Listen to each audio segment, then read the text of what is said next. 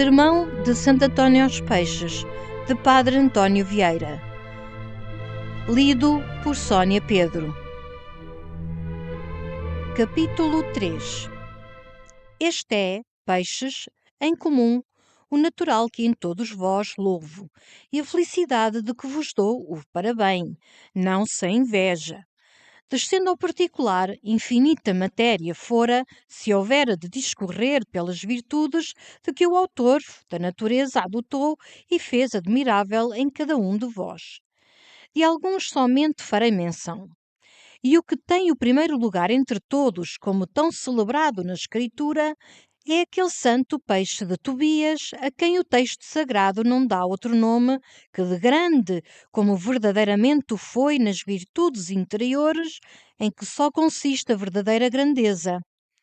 E a Tobias, caminhando com o anjo São Rafael que o acompanhava, e descendo a lavar os pés do pó do caminho nas margens de um rio, eis que o investe um grande peixe com a boca aberta em ação de que o queria tragar.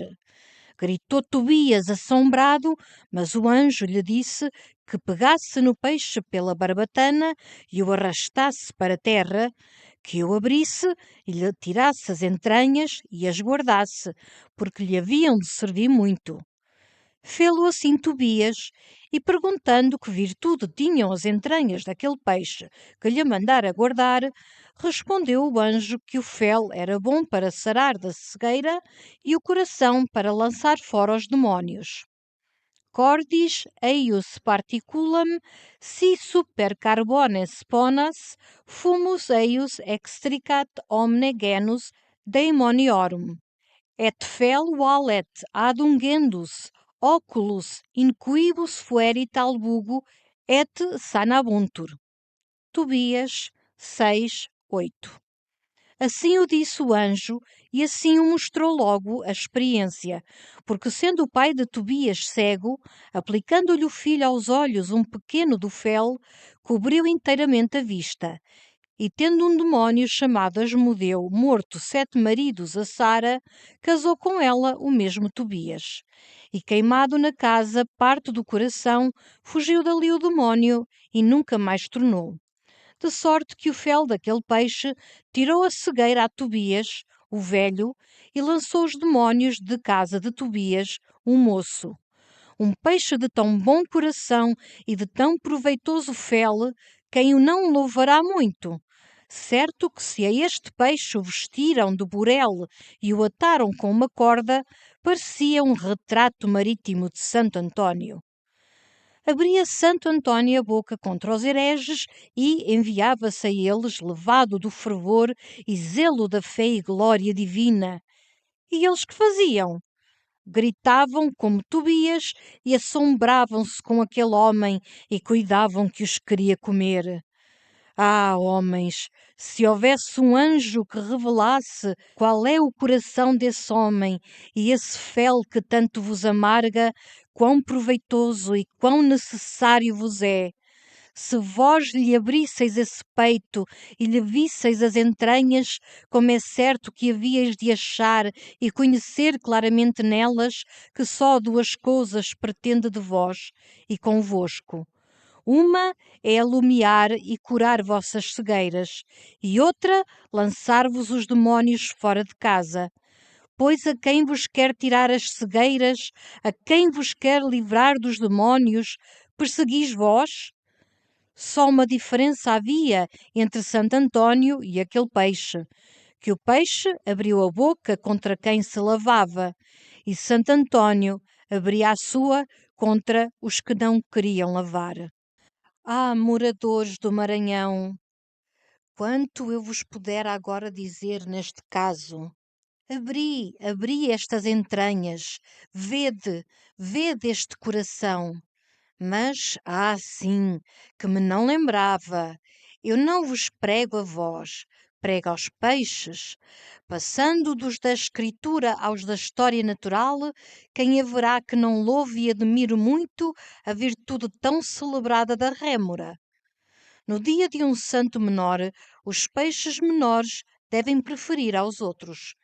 Quem haverá, digo, que não admire a virtude daquele peixezinho tão pequeno no corpo e tão grande na força e no poder, que, não sendo maior de um palmo, se pega ao leme de uma nau da Índia, apesar das velas e dos ventos e de seu próprio peso e grandeza, aprende e amarra mais que as mesmas âncoras, sem se poder mover nem ir por diante. Oh, se houver uma rémora na terra que tivesse tanta força como a do mar, que menos perigos haveria na vida e que menos naufrágios no mundo. Se alguma rémora houve na terra, foi a língua de Santo António, na qual, como na rémora, se verifica o verso de São Gregório Nazianzeno. Lingua quidem parua est, sed viribus omnia vincit. O apóstolo Santiago, naquela sua eloquentíssima epístola, compara a língua ao leme da nau e ao freio do cavalo.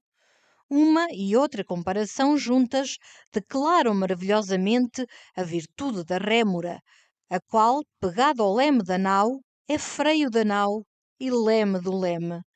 E tal foi a virtude e força da língua de Santo António. O leme da natureza humana é o alvedrio, o piloto é a razão. Mas quão poucas vezes obedecem à razão os ímpetos precipitados do alvedrio.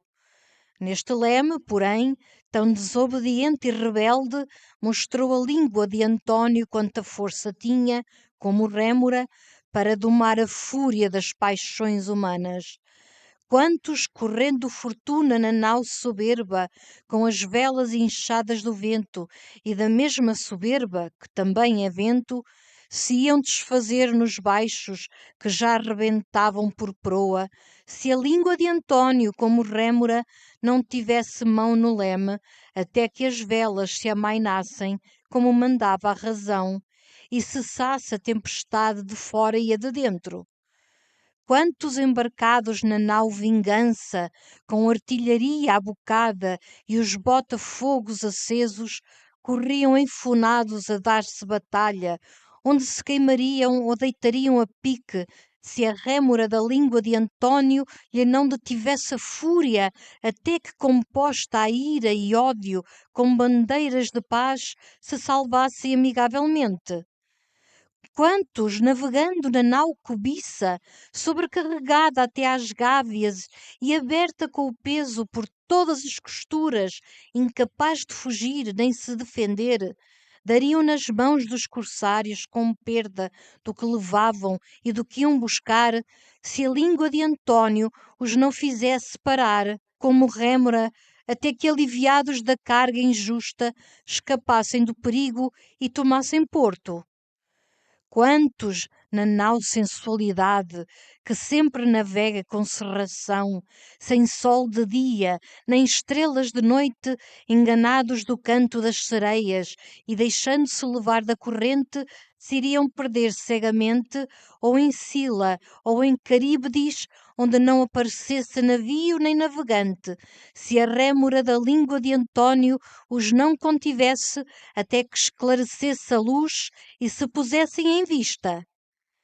Esta é a língua, peixes, do vosso grande pregador, que também foi rémora vossa, enquanto o ouvistes. E porque agora está muda, posto que ainda se conserva inteira, se vêem e choram na terra tantos naufrágios. Mas para que, da admiração de uma tão grande virtude vossa, passemos ao louvor ou inveja de outra não menor, admirável é igualmente a qualidade daquele outro peixezinho a que os latinos chamaram torpedo. Ambos estes peixes conhecemos cá mais de fama que de vista, mas isto tem as virtudes grandes que, quanto são maiores, mais se escondem. Está o pescador com a cana na mão, o anzol no fundo e a boia sobre a água, e em lhe picando na isca o torpedo, começa-lhe a tremer o braço.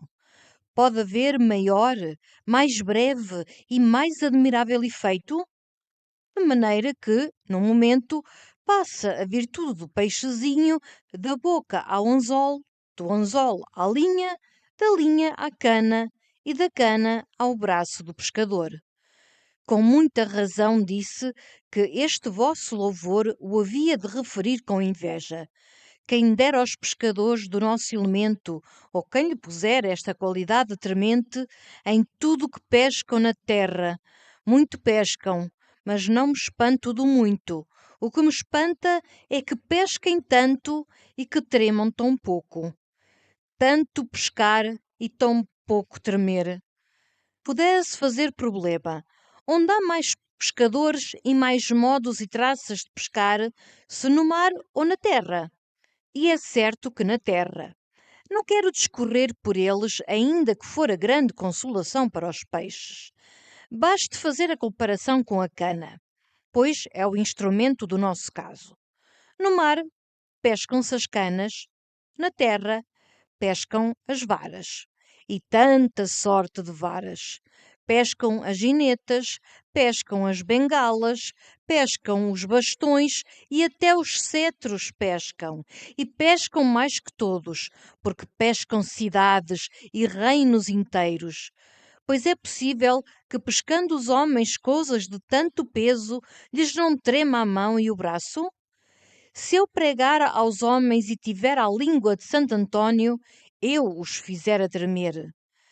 22 pescadores destes se acham acaso a um sermão de Santo António, e as palavras do santo os fizeram tremer a todos, de sorte que todos, tremendo, se lançaram a seus pés, todos, tremendo, confessaram seus furtos, todos, tremendo, restituíram o que podiam, que isto é o que faz tremer mais neste pecado que nos outros. Todos, enfim, mudaram de vida e de ofício e se emendaram. Quero acabar este discurso dos louvores e virtudes dos peixes com um que não sei se foi ouvinte de Santo António e aprendeu dele a pregar. A verdade é que me pregou a mim e se eu fora outro, também me convertera. Navegando de aqui para o Pará, que é bem não fiquem de fora os peixes da nossa costa, vi correr pela tona da água, de quando em quando aos saltos, um cardume de peixinhos que não conhecia. E como me dissessem que os portugueses lhe chamavam quatro olhos, quis averiguar ocularmente a razão deste nome e achei que verdadeiramente têm quatro olhos, em tudo cabais e perfeitos. Dá graças a Deus, lhe disse, e louva a liberalidade de sua divina providência para contigo, pois às águias, que são os linces do ar, deu somente 2 olhos, e aos linces, que são as águias da terra, também 2, e a ti, peixezinho, 4. Mais me admirei ainda considerando nesta maravilha a circunstância do lugar. Tantos instrumentos de vista a um bichinho do mar, nas praias daquelas mesmas terras vastíssimas, onde permite Deus que estejam vivendo em cegueira tantos milhares de gentes há tantos séculos. Oh, quão altas e incompreensíveis são as razões de Deus e quão profundo o abismo de seus juízos! Filosofando, pois, sobre a causa natural desta providência, notei que aqueles 4 olhos estão lançados um pouco fora do lugar ordinário e cada par deles unidos como os 2 vidros de um relógio de areia, em tal forma que os da parte superior olham direitamente para cima e os da parte inferior direitamente para baixo. E a razão desta nova arquitetura é porque estes peixezinhos que sempre andam na superfície da água não só são perseguidos dos outros peixes maiores do mar, senão também de grande quantidade de aves marítimas que vivem naquelas praias. E como têm inimigos no mar e inimigos no ar, dobrou-lhes a natureza as sentinelas e deu-lhes 2 olhos que direitamente olhassem para cima, para se vigiarem das aves, e outros 2 que direitamente olhassem para baixo, para se vigiarem dos peixes. Oh, que bem informaram estes 4 olhos uma alma racional, e que bem empregada fora neles, melhor que em muitos homens. Esta é a pregação que me fez aquele peixezinho, ensinando-me que, se tenho fé e uso de razão, só devo olhar direitamente para cima e só direitamente para baixo. Para cima considerando que há céu, e para baixo, lembrando-me que há inferno. Não me alugou para isso passo da Escritura, mas então me ensinou o que quis dizer David em um que eu não entendia. Auerte oculos meos neuideant vanitatem. Salmo 118, 37. Voltai-me, Senhor, os olhos para que não vejam a vaidade, pois David não podia voltar os seus olhos para onde quisesse. Do modo que ele queria? Não. Ele queria voltados os seus olhos, de modo que não vissem a vaidade, e isto não o podia fazer neste mundo para qualquer que voltasse os olhos, porque neste mundo tudo é vaidade. Vanitas vanitatum, et omnia vanitas. Eclesiastes 1, 2. Logo, para não verem os olhos de Davi a vaidade, havia-lhes de voltar Deus, de modo que só vissem e olhassem para o outro mundo em ambos seus hemisférios, ou para o de cima, olhando direitamente só para o céu, ou para o de baixo, olhando direitamente só para o inferno. E esta é a mercê que pedia a Deus aquele grande profeta, e esta a doutrina que me pregou aquele peixezinho tão pequeno. Mas, ainda que o céu e o inferno se não fez para vós, irmãos peixes, acabo e dou fim aos vossos louvores, com vos dar as graças do muito que ajudais a ir ao céu e não ao inferno, os que se sustentam de vós. Vós sois os que sustentais as cartuchas e os buçacos e todas as santas famílias que professam mais rigorosa austeridade. Vós, os que a todos os verdadeiros cristãos ajudais a levar a penitência das quaresmas. Vós, aqueles com que o mesmo Cristo festejou a sua Páscoa, as 2 vezes que comeu com seus discípulos depois de ressuscitado.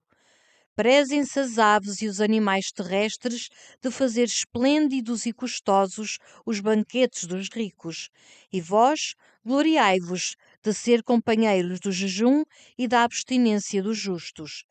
Tendes todos quantos sois tanto parentesco e simpatia com a virtude, que proibindo Deus no jejum a pior e mais grosseira carne, concede o melhor e mais delicado peixe. E posto que na semana só 2 se chamam vossos, nenhum dia vos é vedado. Um só lugar vos deram os astrólogos entre os signos celestes, mas os que só de vós se mantêm na terra são os que têm mais seguros os lugares do céu. Enfim, sois criaturas daquele elemento cuja fecundidade entre todos é própria do Espírito Santo. Spiritus Domini fecundabat aquas. Gênesis 1, 5, 7. Deixou-vos Deus a bênção, que crescesseis e multiplicasseis. E para que o Senhor vos confirme esta bênção, lembrai-vos de não faltar aos pobres com o seu remédio. Entendei que no sustento dos pobres tendes seguros os vossos aumentos. Tomai o exemplo nas irmãs sardinhas, porque cuidais que as multiplica o Criador em número tão inumerável, porque são o sustento de pobres. Os solhos e os salmões são muito contados, porque servem à mesa dos reis e dos poderosos.